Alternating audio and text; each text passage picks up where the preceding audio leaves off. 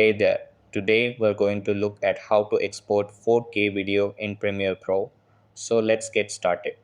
First, open Premiere Pro and go to File, then click on New and create a new project. Over here, name your project anything like 4K video and then click Create. After that, you'll be inside your project. Then import your 4K footage either using the media browser or simply dragging it in from File Explorer. Over here, drag your video directly onto the timeline. Then wait for the peak file to generate so editing runs smoothly. After that, select the part of the video you want to export.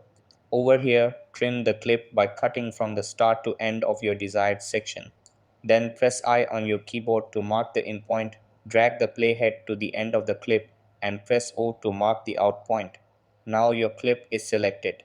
After that, go to File and click on Export, then choose Media. Over here, make sure the dimensions are 3840 by 2160, which confirms it's in 4K. Check that the preset is set to match source so it exports in the same settings as recorded.